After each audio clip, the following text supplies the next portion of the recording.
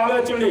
అనేక కేసులు మన మీద పడుతున్నాయి. ఇవాళ బంగారం వ్యాపారస్తులు అంటే పోలీసులకు కానీ వీళ్ళందరికీ లడ్డులాగా మార్పులు కూడా చేస్తామని చెప్పేసి మన చంద్రబాబు నాయుడు గారు చెప్పడం జరిగింది. అదేవిధంగా లోకేష్ గారు కూడా లబ్ధి స్వర్ణకారు కుటుంబాలు రాబోయే రోజులు ఇంకా మెరుగుపడటానికి ఆస్కారం ఉంది. అనేక రకాల లోటు అందరూ ఆలోచన చేయండి. అన్ని రకాల పనిముట్లకు సంబంధించి కూడా మనల్ని ఇవాళ మార్కెట్లో కడ్డీలు పంచడం ఇట్లా అనేక రకాలుగా లోకేష్ గారు సొంత నిధులతో ఏర్పాటు చేసి మన స్వర్ణకారులను ఆదుకోవడం జరుగుతుంది.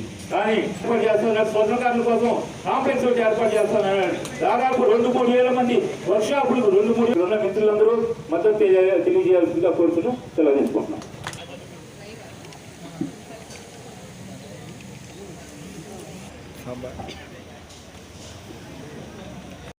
అంటే మీకు అంత చిన్న చూపా?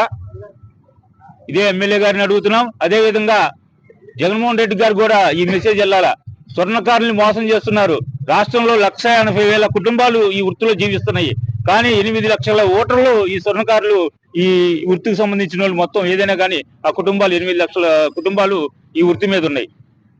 కానీ ఈ ఓటర్లని ఎలక్షన్ వస్తే ఓట్ బ్యాంక్ గా మార్చుకోవడం తప్పితే మీరు ఏ రోజు ఈ స్వర్ణకారుల గురించి పట్టించుకున్న దాఖలాలు లేవు. ఆర్టికల్ 272 జీవోలు మార్పులు చేయాలి సార్ అని చెప్పేసి కూడా మేము గతంలో ఉన్నప్పుడు దాదాపు ఇది ముఖ్యమంత్రి గారి దృష్టికి కూడా మా రాష్ట్ర సంఘాల తరపు నుండి కూడా తీసుకెళ్ళడం జరిగింది.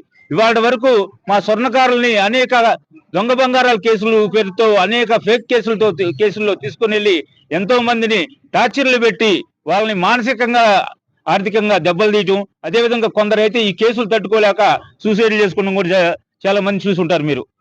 కానీ ఇవాళ ఏ పార్టీలు వచ్చినా కానీ ఈ సంఘాలు మేము ఏదో సంఘానికి చేస్తాము, స్వర్ణకారులకు అది చేస్తాం, స్వర్ణకారులకు ఇది చేస్తాం అని చెప్పేసి కళ్ళబొర్లు కౌరులు చెప్తూ ఎలక్షన్ వస్తే మమ్మల్ని ఓట్ బ్యాంక్ గా వాడుకోవడానికి చెప్తే ఈ జగన్మోహన్ రెడ్డి గారు ఇవాళ వరకు స్వర్ణకారులకు చేసింది అయితే ఏమీ లేదు. ఇవాళ మన జేహోబీసీ సభలో చంద్రబాబు నాయుడు గారు రేపు గవర్నమెంట్ అధికారంలోకి రాగానే తక్షణం స్వర్ణకార కార్పొరేషన్ ఏర్పాటు చేస్తానని చెప్పారు. అదేవిధంగా స్వర్ణకార భవనం అంటే ఒక బాంబే టైప్ లో సపరేట్ ఒక మార్కెట్ కడతాం మేము. దుబాయ్ బాంబే టైప్ లో ఎలా ఉన్నాయో ఆ టైప్ లో సపరేట్ గా ఈ చిన్న కొట్లు చూశారు. ఆల్రెడీ లోకేష్ గారు ఇక్కడికి అనేక సార్లు ఈ మార్కెట్ కి వచ్చారు. ఇక్కడ ఉన్న వర్కర్ల సమస్యలు కానీ ఇక్కడ ఉన్న షాపులు కానీ ఇవాళ మార్కెట్ లో మాకు ఒక టాయిలెట్ కట్టించే పరిస్థితి లేదు. ఎమ్మెల్యే గారికి ఆయన దృష్టికి ఎన్నిసార్లు తీసుకెళ్ళాము. ఇవాళ ఎవరైనా యూరిన్కి వెళ్ళాలంటే నేను గుంటూరు జిల్లా స్వర్ణకార సంఘం అధ్యక్షుడిని పారేపల్లి మహేష్ నా పేరు.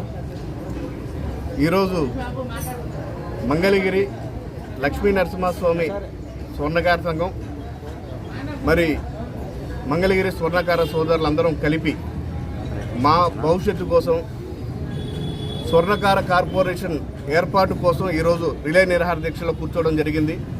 మరి గత 10 సంవత్సరాలుగా మేము స్వర్ణకారులకి అనేక రకాల ఇబ్బందులు పడుతున్నారని ప్రభుత్వాల దృష్టికి తీసుకెళ్తాం. రిలే నిరాహార దీక్షలు, నిరసన దీక్షలు అనేక మార్లు చేశాము. అదేవిధంగా గత ఎన్నికల సమయంలో మాజీ ముఖ్యమంత్రి శ్రీ చంద్రబాబు నాయుడు గారు మన ప్రభుత్వం రాగానే తక్షణమే స్వర్ణకార కార్పొరేషన్ ఏర్పాటు చేస్తానని చెప్పడం జరిగింది.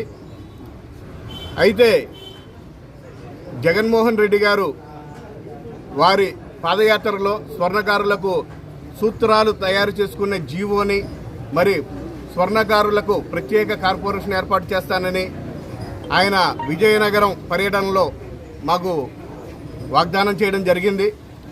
దాన్ని నమ్మి స్వర్ణకారులందరం కూడా వైసీపీ జగన్మోహన్ రెడ్డి గారి వైపు నడవడం జరిగింది. మరి ఈ రోజుకి 5 సంవత్సరాలు పూర్తిగా వస్తుంది. మాకు కార్పొరేషన్ ఏ రోజుకి ఆ రోజు ఇవాళ ప్రకటిస్తారు, రేపు ప్రకటిస్తారు, సరే కొత్త ప్రభుత్వం కదా అనేసి మరి మేము ఎదురు చూడడం జరిగింది.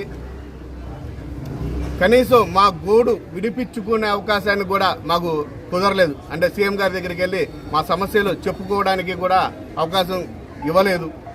మరి మొన్న చేనేత భవన్ ఓపెనింగ్ రోజు రాజ్యసభ సభ్యులు గౌరవనీయులు శ్రీ విజయసాయిరెడ్డి గారు వచ్చి అతి తక్కువ టైంలోనే తక్షణమే స్వర్ణకార కార్పొరేషన్ ఏర్పాటు చేయమని సీఎం గారు మనకి ఆదేశాలు జారీ చేశారు అని చెప్పి కూడా నెల రోజులకు పైగా అయింది.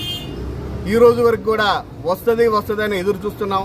మరి స్వర్ణకారులు ఎంతోమంది దయనీయమైన పరిస్థితుల్లో బతుకుతున్నాం. ఎందుకంటే గతంలో స్వర్ణకార వృత్తి ఈ కార్పొరేట్ సంస్థలు లేని టైంలో